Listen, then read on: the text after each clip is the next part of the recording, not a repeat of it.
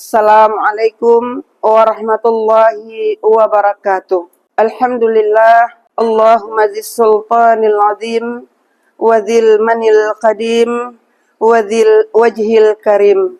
Asyhadu an la ilaha illallah wa asyhadu anna Muhammadar Rasulullah. Bersyukur atas segala nikmat Allah, nikmat yang tampak, juga nikmat yang tidak tampak. Nikmat lahir maupun nikmat batin yang telah Allah karuniakan sepanjang waktu kepada hambanya. Salawat dan salam semoga senantiasa tercurahkan kepada kekasih Allah, pembawa rahmat bagi semesta alam, suri teladan bagi umat Islam, Nabiullah Muhammad sallallahu alaihi wasallam. Semoga kelak kita akan mendapat syafaat dan berkumpul bersama Sang Pujaan di hari kemudian.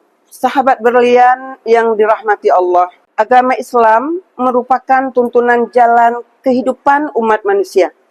Sehingga aturan agama Islam mampu mengatur jalan kehidupan para hamba Allah demi memperoleh ridha dan cintanya Allah. Oleh karena itu, dalam kehidupan ini, laki-laki dan perempuan senantiasa memiliki interaksi sosial. Namun demikian, dalam tuntunan agama kita, ada beberapa batasan pergaulan yang harus diperhatikan. Yang pertama, batasan perkataan, batasan perbuatan, dan batasan perasaan. Dalam batasan perbuatan, kita tidak boleh berdua-duaan. Sebagaimana dijelaskan baginda Nabiullah Muhammad sallallahu alaihi wasallam.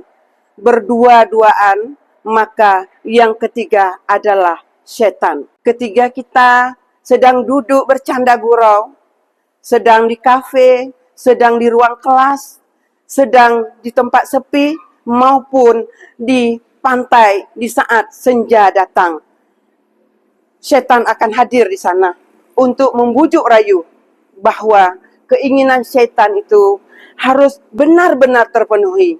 Maka dua insan yang terpana dalam cinta akan lalai akan batasan-batasan yang sudah dibatasi oleh ajaran Islam. Ketiga, dua insan, laki-laki dan perempuan, hanyut dalam percintaan. Pasti mereka akan mengabaikan perintah dari Allah. Padahal Allah telah menegaskan dalam Al-Quran, surat An-Nur ayat 30 sampai 31, untuk menjaga pandangan dan untuk memelihara kehormatan. Karena kehormatan laki-laki maupun perempuan, mutiara kehidupan untuk membahagiakan dua insan dunia sampai akhirat kelak. Batasan yang kedua, yaitu batasan perkataan. Selama ini kita bisa mendengar, bisa melihat bahwa banyak perkataan yang dilakukan, yang dikomunikasikan oleh dua insan, batasan yang sudah luar biasa. Pada dasarnya, perkataan-perkataan berkomunikasi, berbahasa yang manis, berbahasa yang syahdu itu bukan dilakukan pada saat belum terjadinya akad nikah. Tapi di zaman sekarang, dewasa ini, kita melihat bahwa banyak sekali anak-anak, baik dari tingkat dasar sampai tingkat perguruan tinggi, menggunakan kata-kata abi, umi, sayang, yayang, dan sebagainya. Padahal kata-kata itu sudah diatur oleh Islam.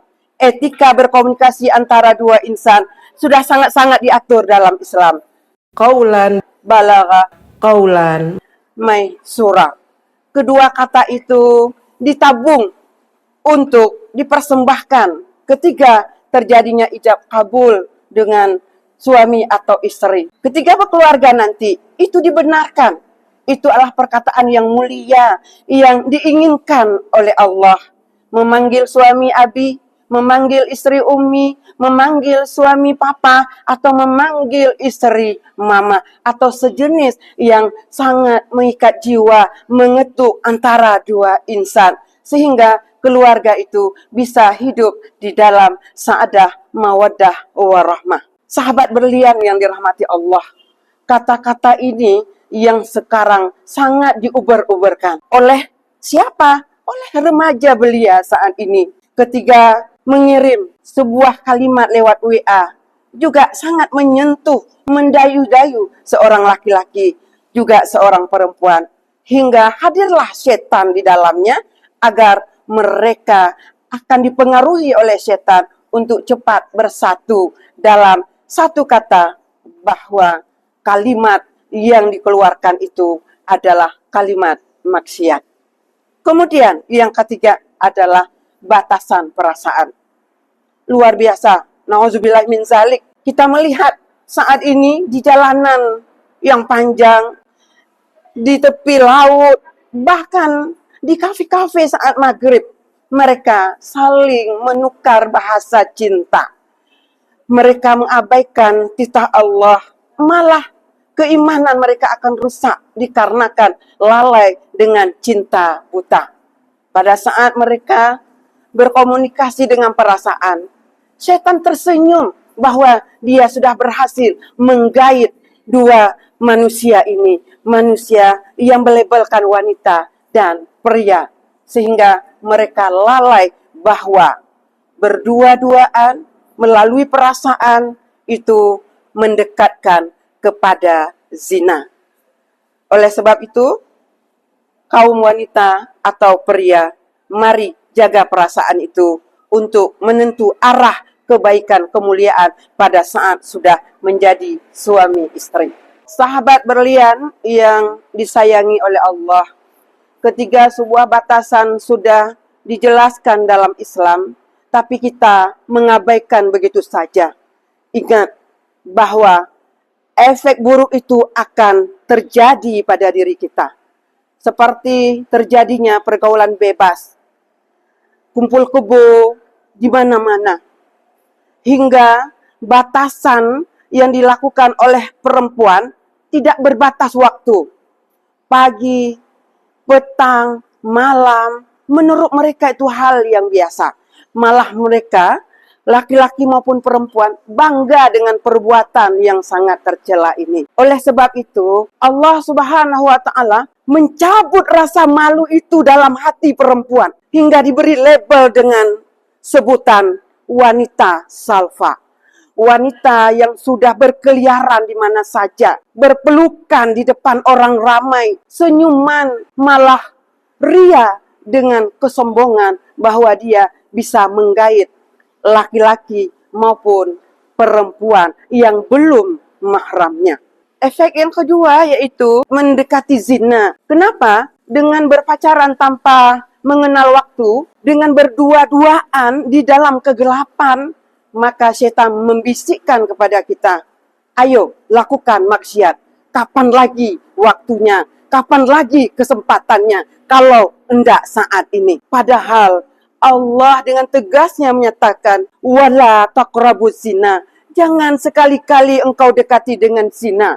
Karena zina itu adalah dosa besar. Sahabat berlian yang disayangi Allah, ketiga laki-laki dan perempuan sudah melakukan zina, maka sia-sialah kehormatan yang selama ini harus kita pelihara. Padahal kehormatan itu adalah sebuah tahta mahligai yang harus dipelajari, dijaga, dipelihara oleh seorang laki-laki maupun seorang perempuan. Kemudian banyak kerugian waktu, menghabiskan waktu sia-sia. Di setiap hari selalu tangannya mengetik, sayangku, di mana engkau? Papa, mama, di mana kamu? Sehingga menghabiskan waktu yang sia-sia. Apalagi menghabiskan uang. Terkadang anak remaja belia, yang laki-laki maupun perempuan yang belum punya penghasilan, sampai-sampai memaksa orang tuanya untuk memberi jajan yang berlebih. Padahal itu semua digunakan oleh anak-anak kita untuk membeli voucher kepada sang kekasihnya, laki-laki maupun perempuan. Dan yang sangat berefek adalah sangat mengganggu kehidupan masyarakat. Kadang kita lihat di pelosok atau di kota-kota besar juga, adanya mesum di kos-kosan. Banyaknya pasangan yang tidak sah yang tertangkap basah di kos-kosan. Ini sangat meresahkan masyarakat akibat efek buruk dari pacaran tadi. Kemudian melemahkan iman. Pacaran itu perbuatan dosa. Ada iblis yang menemaninya. Sibuk dengan bercinta. Waktu habis hanya untuk sang pacar. Setiap hari hanya mengingat dan mengingat. Rindu ingin bertemu. Hingga lupa pada Allah Subhanahu wa Ta'ala. Na'udzubillahi min zalik. Dan yang terakhir adalah jatuh martabat keluarga dan agama. Padahal kita selaku anak dari seorang ibu, anak dari seorang ayah, harus mampu menjaga martabat orang tua. Karena di dalam Al-Quran ditegaskan bahwa ya ayyuhalladzina amanu qu anfusakum wa ahlikum nara.